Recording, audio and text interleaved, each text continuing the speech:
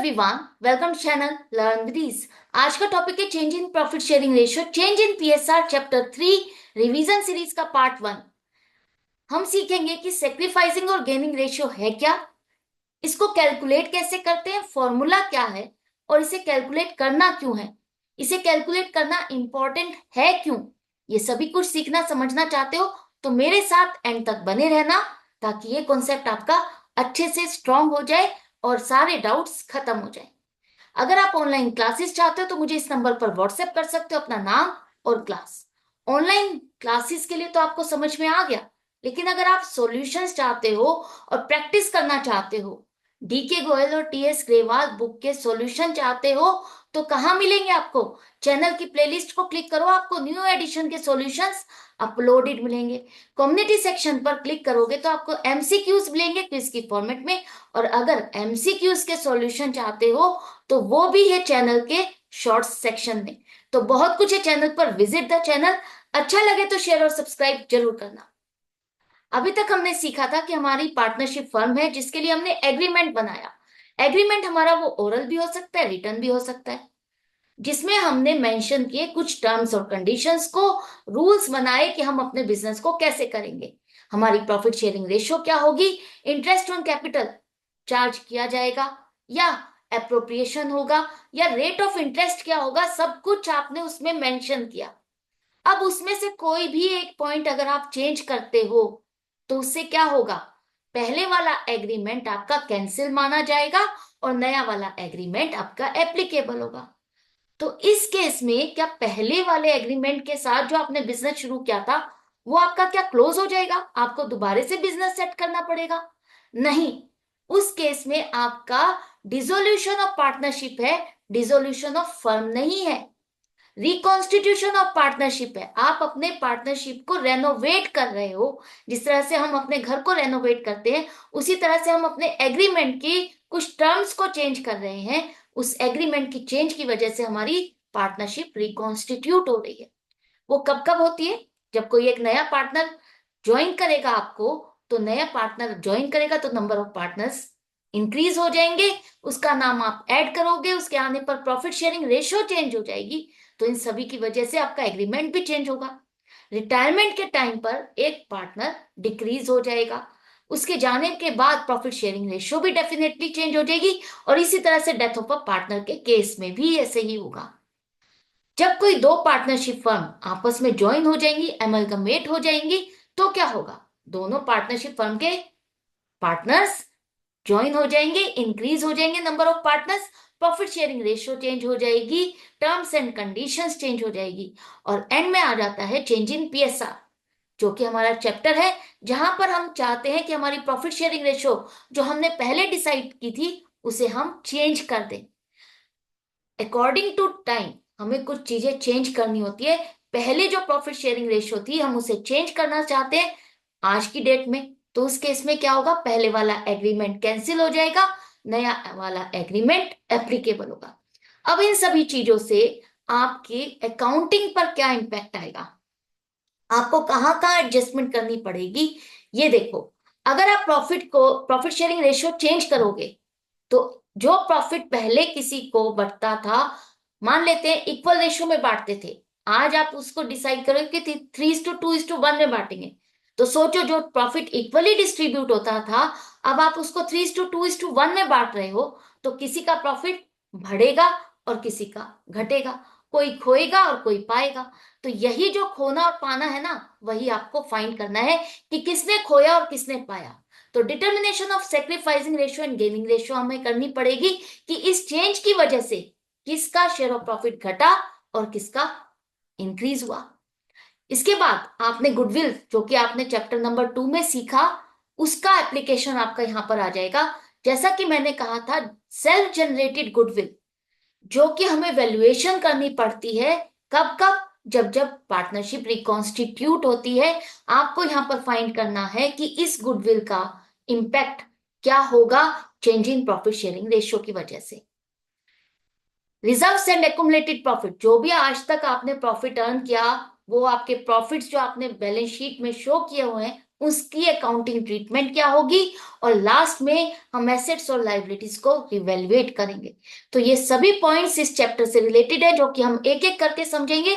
आज के लेक्चर में हम कवर करेंगे सेक्रीफाइसिंग और गेनिंग रेशियो। सेक्रीफाइसिंग और गेनिंग रेशियो, जैसा कि मैंने अभी आपको बताया, सेक्रीफाइस मतलब किसी का शेयर ऑफ प्रॉफिट घटने वाला है। इस चेंज की वजह से जो पहले उसका शेयर ऑफ प्रॉफिट था, आगे चल करके उसका डिक्रीज होने वाला है। तो उसका शेयर ऑफ प्रॉफिट वो क्या कर रहा है, सेक्रीफाइस कर रहा है, अपना शेयर ऑफ प्रॉफिट किसी और को ट्रांसफर कर रहा है। तो ये हो गया सेक्रीफाइस। दूसरा गेनिंग का मतलब, अब इस नए चेंज की वजह से किसी का शेयर ऑफ प्रॉफिट इंक्रीज होने वाला है, उसको किसी और का प्रॉफिट मिलने वाला है, तो वो गेन करने वाला है। तो ये दुखी है और ये खुश है। तो यहां पर आपको यही फाइंड करना है कि किसी ने खोया तो कितना खोया, और किसी ने पाया तो कितना पाया। तो इस चीज को फाइंड करने के लिए सेक्रीफाइसिंग रेशियो के लिए हम करेंगे old ratio minus new ratio. जब भी आप कंपैरिजन करते हो कि मैंने पहले से आगे कितना कम हो रहा है मेरा शेयर, उसको फाइंड करने के लिए हम क्या करेंगे, पहले और न्यू को, ओल्ड और न्यू को कंपेयर करोगे, तभी तो आपको पता चलेगा कि पहली पोजीशन से अब आप आज की पोजीशन में कितना डिक्रीज हो गया है। और अगर आपकी इंप्रूवमेंट हो रही है, तो आप अपनी इंप्रूवमेंट को कैसे फाइंड करते हो, new ratio minus old ratio करोगे कि आज मैंने जो किया वो काम कितना अच्छा किया। वो इंप्रूवमेंट आप फाइंड करते हो अपने आज के काम को पहले वाले काम से कंपेयर करके। तो सेक्रीफाइसिंग रेशियो आपके दो चैप्टर्स में काम आएगी मेनली, एक तो चेंज इन पीएसआर और दूसरा एडमिशन ऑफ अ पार्टनर। और गेनिंग रेशियो आपकी दो चैप्टर्स, रिटायरिंग और डेथ ऑफ अ पार्टनर में काम आएगी। क्योंकि हम जब चेंज इन पीएसआर की बात कर रहे हैं, डेफिनेटली किसी का शेयर ऑफ प्रॉफिट इंक्रीज होगा और किसी का घटेगा। हमें अपेरेंटली देखने पर नहीं पता चल रहा कि किसने सेक्रीफाइस किया या गेन किया। तो हम ये वाला फॉर्मूला अप्लाई करेंगे, old ratio minus new ratio, जिससे हम फाइंड करेंगे कि किसका शेयर ऑफ प्रॉफिट बढ़ रहा है या घट रहा है। एक एग्जांपल से समझो, तीन पार्टनर है फर्म में, एबीसी, प्रॉफिट शेयरिंग रेशियो 3:2:1 है। आगे चल करके ये चाहते हैं कि इनकी प्रॉफिट शेयरिंग रेशियो 2:2:1 हो जाए। अब इस रेशियो से चेंज क्या आएगा, किस पर क्या इंपैक्ट पड़ेगा, कैसे फाइंड करोगे। तीनों की ओल्ड रेशियो और न्यू रेशियो आपको पता है, राइट। अब किसी का शेयर कितना बनता है कैसे फाइंड करते हैं। अगर हम ए बी सी की बात करें तो ए का शेयर है 3, बी का शेयर है 2 और सी का शेयर है 1। तो ए का शेयर बनेगा 3/6। कैसे, 3 तो आप ए का शेयर बता ही रहे हो, और 6 कहां से आया, 3+2+1 6, राइट। मतलब आपने अपने प्रॉफिट के 6 हिस्से किए, 6 पार्ट्स किए, 6 में से 3 शेयर आपने किसको दिए, ए को दिए। तो एक तरह से पूरा हाफ पार्ट, प्रॉफिट का आधा हिस्सा ए को मिलता था पहले। अब न्यू रेशियो के हिसाब से उसका शेयर ऑफ प्रॉफिट क्या हो गया, 2/5। 5 कहां से आया, 2+2+1 5। अब हम इन दोनों को कंपेयर करेंगे, फ्रैक्शन में आपने कन्वर्ट कर लिया दोनों ओल्ड और न्यू रेशियो में से। अब आप इसको कंपेयर करोगे तो माइनस करोगे, माइनस करते हुए ये जो नीचे का नंबर है इसे हम क्या कहते हैं, डिनोमिनेटर, और जो ये ऊपर का नंबर है इसे कहते हैं न्यूमरेटर। अगर डिनोमिनेटर सेम नहीं है तो आपको एलसीएम निकालना होगा, और एलसीएम निकाल के आप इसे कैलकुलेट करोगे। तो एलसीएम आ गया हमारा 30। अब 6 की टेबल में 30 कहाँ आता है, 5 पर। 5 को मल्टीप्लाई करो 3 से तो आपके पास आ गया 15। इसी तरह से 5 की टेबल पर 30 कहाँ आता है, 6 पर। 6 को 2 से मल्टीप्लाई करोगे तो 12 आएगा। तो पहले शेयर था उसका 15 और आगे चल करके हो गया 12। तो पहले से इसका शेयर ऑफ प्रॉफिट डिक्रीज हो गया। 3/30 ये वो फ्रैक्शन है जो इसका शेयर ऑफ प्रॉफिट इतनी फ्रैक्शन से घट गया। अगर पॉजिटिव है, आपका माइनस करने पर आंसर पॉजिटिव आ रहा है, तो इसका मतलब क्या है, इस पार्टनर ने सेक्रीफाइस किया है। कितना किया है, अगर आपसे पूछा जाए इसने सेक्रीफाइस किया तो कितना फ्रैक्शन सेक्रीफाइस किया, वो जो आपको माइनस करने के बाद ये जो फ्रैक्शन मिली है, ये वो पार्ट है जो इसने सेक्रीफाइस किया। इसका शेयर ऑफ प्रॉफिट डिक्रीज हो गया, इसका शेयर ऑफ प्रॉफिट किसी और के पास ट्रांसफर होने वाला है। इसी तरह से बी का देखो, बी का शेयर ऑफ प्रॉफिट क्या है, 2/6 ओल्ड रेशियो में था, न्यू रेशियो में 2/5। डिनोमिनेटर सेम नहीं है तो आपको एलसीएम निकालना पड़ेगा। एलसीएम आ गया 30, 6 की टेबल में 35, 5 मल्टीप्लाइड बाई 2 10, 5 की टेबल में 36 पर आएगा, 6 को मल्टीप्लाई करो 2 से 12 आएगा। अब यहां पर देखो, पहले इसका शेयर ऑफ प्रॉफिट था 10 और न्यू रेशो के हिसाब से इसका शेयर ऑफ प्रॉफिट हो गया 12। क्या पहले से इसका शेयर ऑफ प्रॉफिट इंक्रीज हुआ है? हाँ, ये तो इंक्रीज हो गया। आपका आंसर आ रहा है -2/30, नेगेटिव में आ रहा है। तो जब भी आपका आंसर नेगेटिव में आए, old ratio minus new ratio को करने पर नेगेटिव में आंसर आ रहा है, इसका मतलब उस पार्टनर ने गेन किया है, क्योंकि उसका share of profit new ratio के हिसाब से बढ़ गया है। बढ़ गया तभी तो माइनस में आ रहा है। न्यू रेशो वाला हिस्सा इंक्रीज है, इसीलिए इसका शेयर ऑफ प्रॉफिट बढ़ गया। कितना बढ़ा? इतनी फ्रैक्शन से इसका शेयर ऑफ प्रॉफिट बढ़ गया है, इंक्रीज हो गया, जो कि आगे इसको जब भी प्रॉफिट बटेगा इतनी फ्रैक्शन से और इंक्रीज होकर के मिलेगा। सी का चेक करते हैं। सी का शेयर ऑफ प्रॉफिट क्या है? 1/6 ओल्ड रेशो में और न्यू रेशो में 1/5। एलसीएम निकालोगे, एलसीएम से इसको कैलकुलेट करोगे तो 5 - 6 आ रहा है। अब 5 - 6 करो तो पहले इसका शेयर ऑफ प्रॉफिट कम था, न्यू रेशो में इसका इंक्रीज हो गया। नेगेटिव में आंसर आ रहा है 1/30, इसका मतलब इसने भी गेन किया है। अब इन सभी चीजों को देखने के बाद क्या कंक्लूजन निकलता है? इस change in profit sharing ratio की वजह से ए का शेयर ऑफ प्रॉफिट घट रहा है, जो कि बी और सी के पास ट्रांसफर हो रहा है। ए ने जितना सेक्रीफाइस किया उससे फायदा बी और सी को हो रहा है। आप चेक भी कर सकते हो, ए ने जितना सेक्रीफाइस किया 3/30, उतना इन दोनों ने मिलाकर के गेन किया।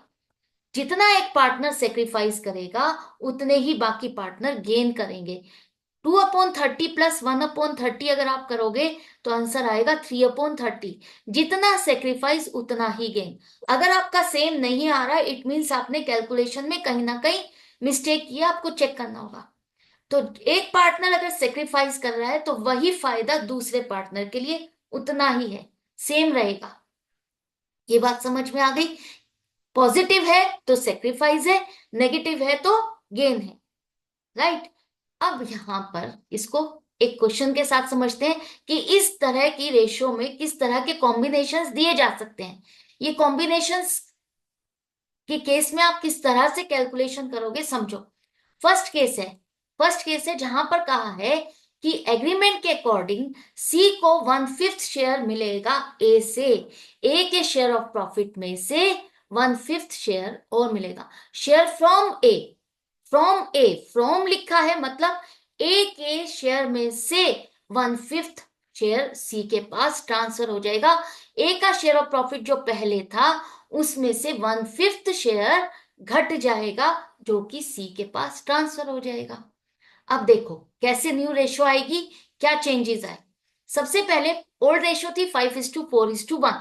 अगर सी का शेयर ऑफ प्रॉफिट 1/5, जो कि उसको ए से और मिलने वाला है, ऑलरेडी ये तो है ही इसके पास, इसके अलावा उसको 1/5 शेयर और मिलने वाला है, तो उसका शेयर ऑफ प्रॉफिट बढ़ जाएगा और ए का घट जाएगा। ए का शेयर ऑफ प्रॉफिट 5/10 है, 5 और 10 कहां से आया? 5 + 4 + 1 10, तो 5/10 माइनस 1/5। 1/5 जो फ्रॉम लिखा है, इसका मतलब ये कैलकुलेटेड है, इतना हिस्सा वो अपने शेयर ऑफ प्रॉफिट में से दे रहा है। ठीक है, तो माइनस करोगे, अगर फ्रॉम लिखा है तो सीधा सीधा आपको माइनस करना है 1/5 शेयर, और जिसको आप डिनोमिनेटर सेम नहीं है तो एलसीएम निकालोगे। एलसीएम निकालने पर 10 आएगा, तो 10 से आपने सॉल्व किया 5 - 2। अब ए का शेयर कितना रह गया? उसके शेयर में से इतना हिस्सा घट गया, अब उसके पास सिर्फ और सिर्फ इतना हिस्सा रह गया है, उसको आगे चल करके इतना प्रॉफिट मिलेगा। सी का शेयर ऑफ प्रॉफिट कितना हो जाएगा? बी पर तो कोई इंपैक्ट नहीं आएगा, क्योंकि बी ने कोई भी सेक्रीफाइस नहीं किया, कोई भी गेन नहीं किया, उसने अपने शेयर ऑफ प्रॉफिट में से ना घटाया ना ऐड किया। सी का नया शेयर क्या हो जाएगा? पहले जो उसको मिलता था 1/10, इसमें उसको 1/5 और ऐड करके मिलेगा, तो इसका शेयर ऑफ प्रॉफिट पहले से इंक्रीज हो जाएगा। इंक्रीज होकर के इसका कितना हो गया? 3/10। तो जो ए ने सेक्रीफाइस किया वो सी के पास ट्रांसफर हुआ, गेन किया सी ने। तो यहां पर सेक्रीफाइसिंग कौन है? ए। और गेनिंग कौन है? सी है, राइट। न्यू रेशियो आपकी आ जाएगी, क्या आ जाएगी? जो आपने ये नया शेयर निकाला ए का 3/10, बी का नया शेयर 4/10 ही रहेगा, और सी का 3/10। तीनों में डिनोमिनेटर सेम है तो एलसीएम निकालने की जरूरत नहीं है। जब डिनोमिनेटर सेम है तो एलसीएम नहीं निकालोगे, जो न्यूमरेटर है वही आपकी रेशियो हो जाएगी 3:4:3। ओल्ड रेशियो क्या थी और न्यू रेशियो क्या है वो अब आपको पता चल गई। अब आपको अगर फाइंड करना है कि किसने क्या खोया या पाया, तो हम क्या करते हैं? Old ratio minus new ratio. लेकिन यहां पर ये करने की जरूरत नहीं है, क्योंकि हमें क्लियरली पता है कि किसका शेयर ऑफ प्रॉफिट घटा है। ए का शेयर ऑफ प्रॉफिट घटा 1/5 से, इसने सेक्रीफाइस किया, और बी पर कोई चेंज नहीं है, और सी का शेयर ऑफ प्रॉफिट पहले से इंक्रीज हो गया 1/5 से, क्योंकि ए का शेयर ऑफ प्रॉफिट इसके पास ट्रांसफर हुआ तो इसने गेन किया। तो A is the sacrificing and the C is the gaining partner, right. तो आपको जब एक ही पार्टनर सेक्रीफाइस और गेन कर रहा है तो old ratio minus new ratio करने की जरूरत नहीं है। वो जो शेयर जिसने जिसको ट्रांसफर किया वो सेक्रीफाइसिंग है, और जिसने गेन किया वो गेनिंग पार्टनर है। ये सिर्फ आपको समझाने के लिए मैंने आपको बताया। इसके बाद नेक्स्ट केस है कि सी, जिसका शेयर ऑफ प्रॉफिट 1/5 से और बढ़ने वाला है, उसको 1/5 शेयर मिलना है, लेकिन अब इसको जो मिलेगा वो ए और बी से बराबर बराबर मिलेगा। Share equally from A and B. From लिखा है मतलब ए और बी से बराबर बराबर मिलेगा। 1/5 बराबर बराबर मिलेगा। 1/5 का आधा ए देगा और आधा बी देगा।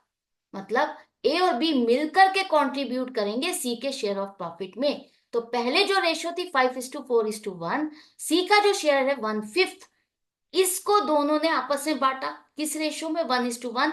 इक्वली का मतलब क्या हो जाता है? हमेशा 1:1 बराबर।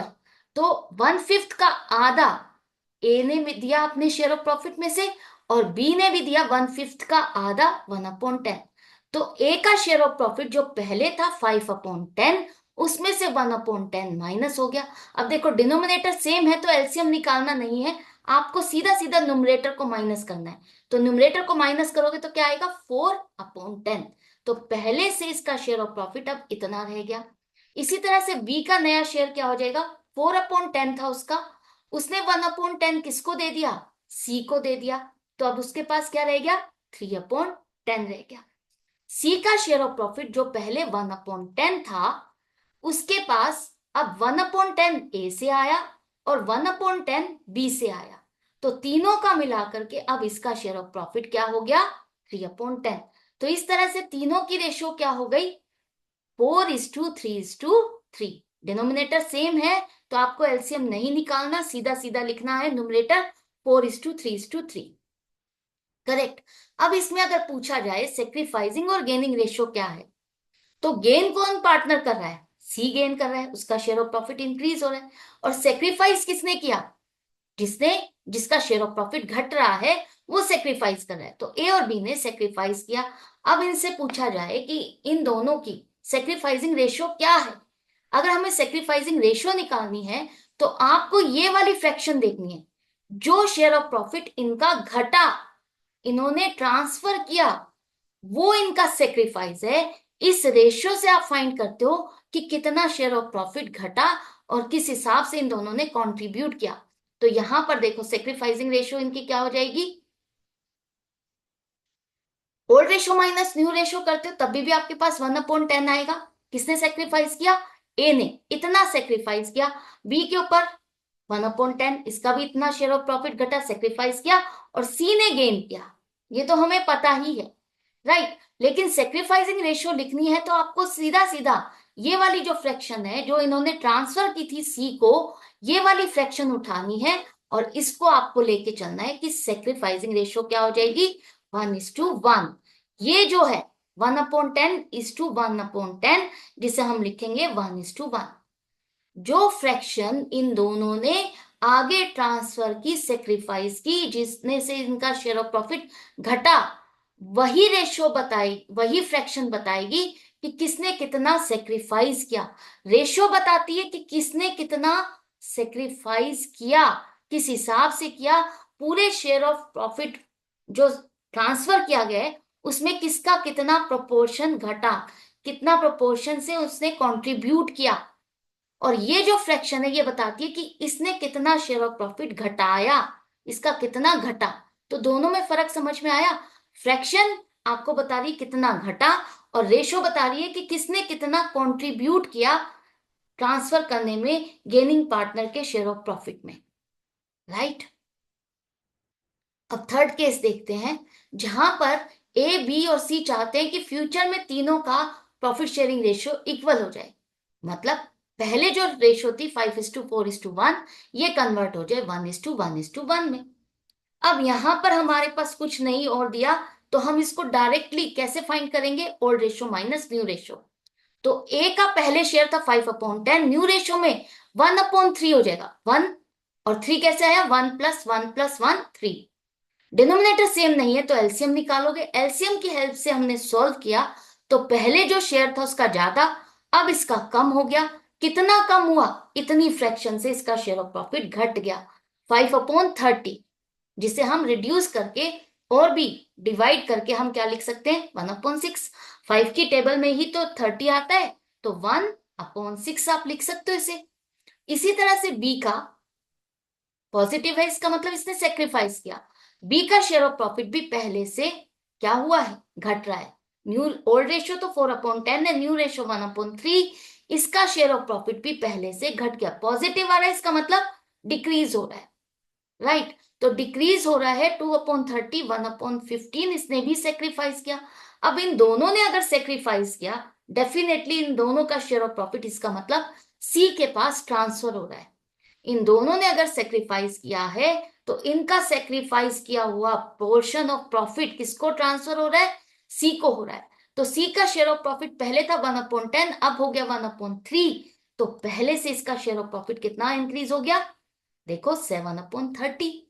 इतने से इसका जो हम ये माइनस कर रहे हैं ना, इससे आपको पता चल रहा है कि कितना शेयर ऑफ प्रॉफिट इंक्रीज हुआ है, गेन इसने कितना किया। अब आप इसको चेक कर सकते हो कि आपने कैलकुलेशन सही की है या गलत की है। मैंने कहा था जितना सेक्रीफाइस होगा उतना ही गेन होगा, तो दोनों का मिलाते हो 5/30 प्लस 2/30, तो 7/30 आएगा। और इतना ही इसने गेन किया, इसका मतलब हमारी कैलकुलेशन करेक्ट है। इन दोनों ने जितना सेक्रीफाइस किया था, दोनों का प्रॉफिट सी को ट्रांसफर हुआ। हमें यह पता चल गया कि इन दोनों ने सेक्रीफाइस किया है और इसने गेन किया। लेकिन और ये पता है कि किसने कितनी फ्रैक्शन सेक्रीफाइस की, लेकिन ये नहीं पता कि किसने इसमें कंट्रीब्यूट कितना किया, बराबर किया, कम ज्यादा किया। तो कितना कम ज्यादा हमें ये फाइंड करना है कि इस गेनिंग में, इसके गेन में किसने कितना कंट्रीब्यूट किया, किस रेशो के हिसाब से इन दोनों ने मिलकर के इसे कंट्रीब्यूट किया। एक तरह से ये इन दोनों के लिए लॉस है, ए और बी के लिए, ये दोनों के लिए लॉस है। और इस लॉस को इन दोनों ने आपस में किस तरह से बांटा, वो रेशियो आपकी सेक्रीफाइसिंग रेशियो है। राइट। तो उस रेशियो को निकालना है तो आपको ये वाली फ्रैक्शन देखनी है, 5/30 और 2/30। जब डिनोमिनेटर सेम है तो आप कोशिश करो वही वाली लो, क्योंकि उससे आपकी एक जो आगे सॉल्व करने की कंडीशन है वो इजी हो जाती है। आपको एलसीएम नहीं निकालना, तो एलसीएम नहीं निकालना, सीधा सीधा आपका 5/30, 2/30 इन दोनों ने सेक्रीफाइस किया, इसने गेन किया।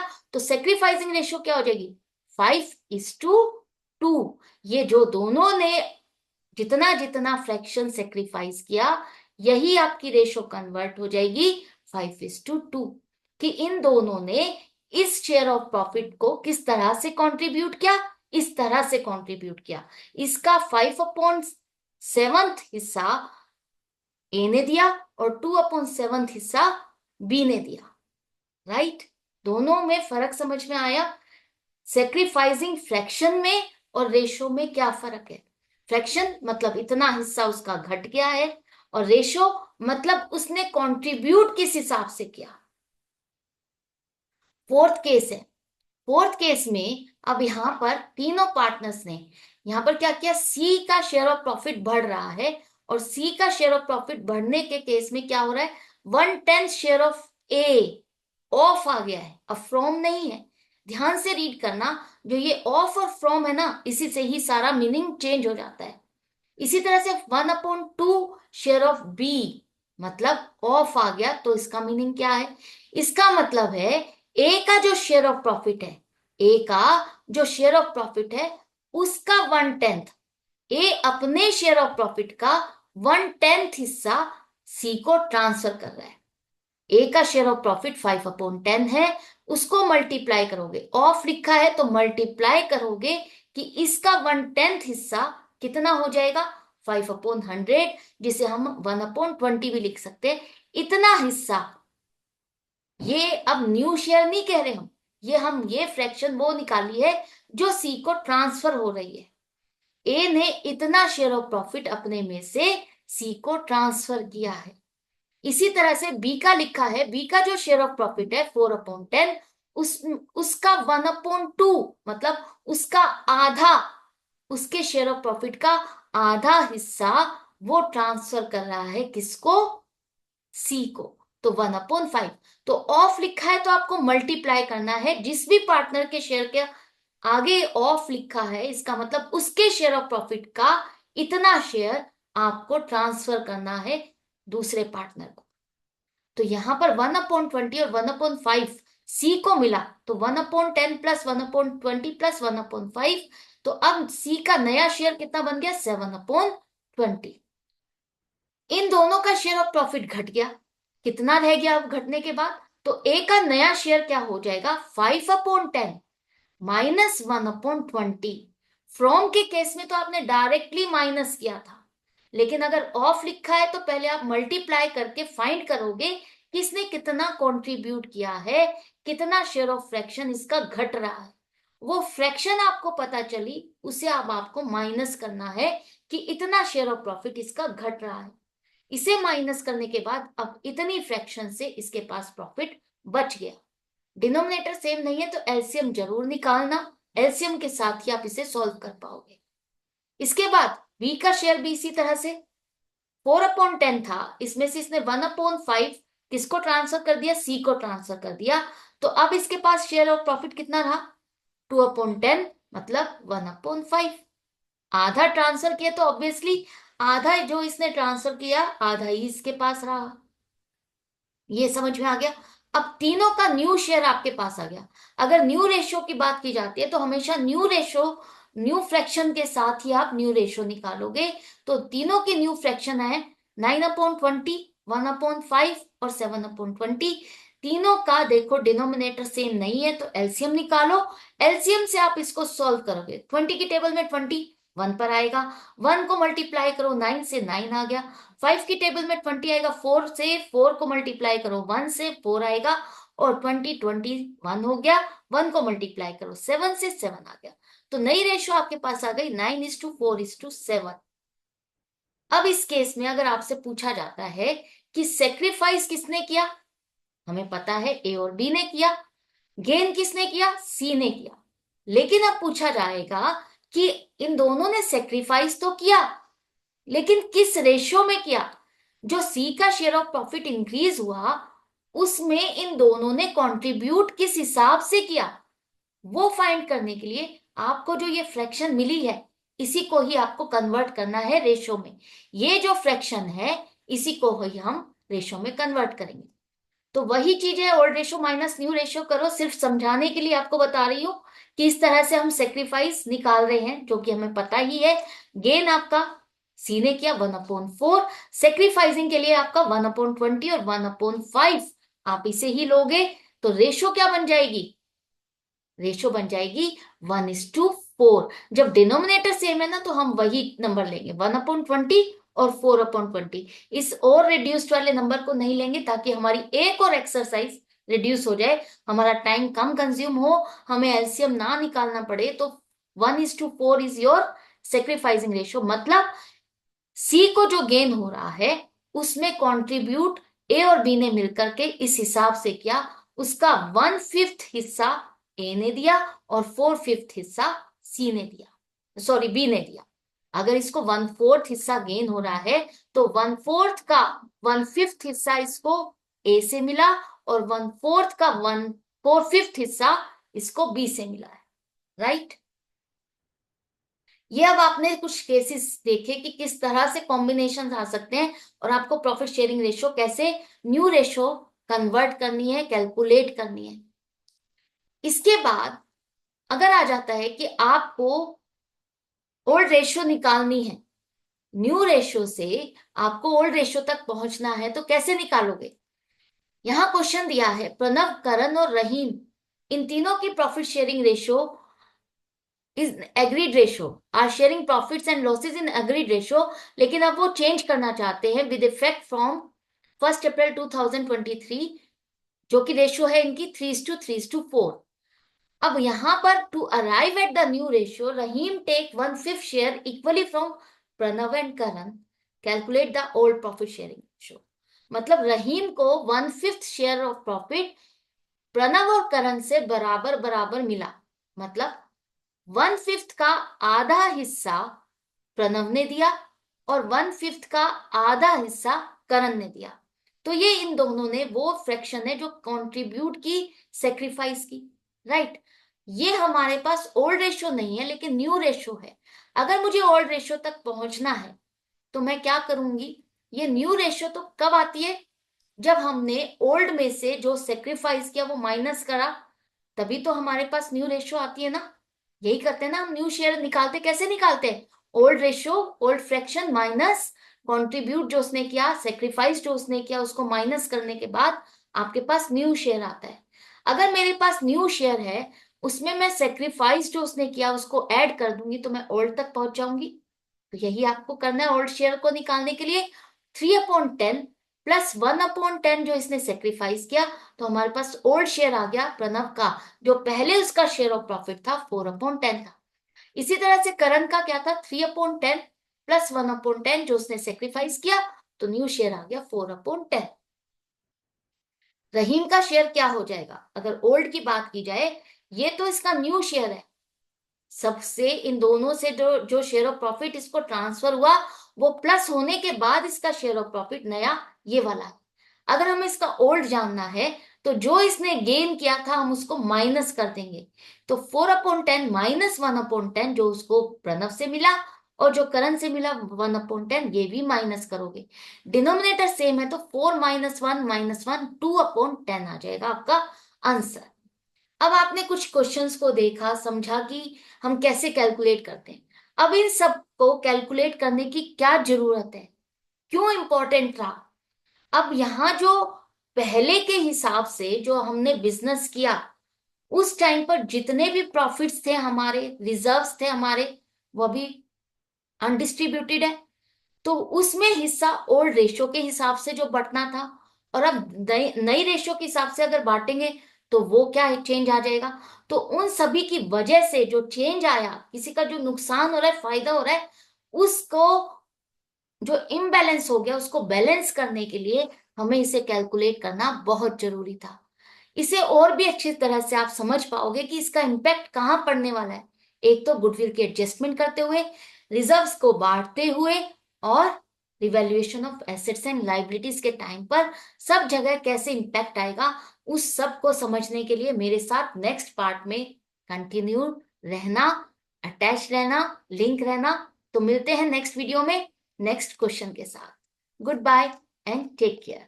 अच्छा लग रहा है तो लाइक का बटन प्रेस करना मत भूलना।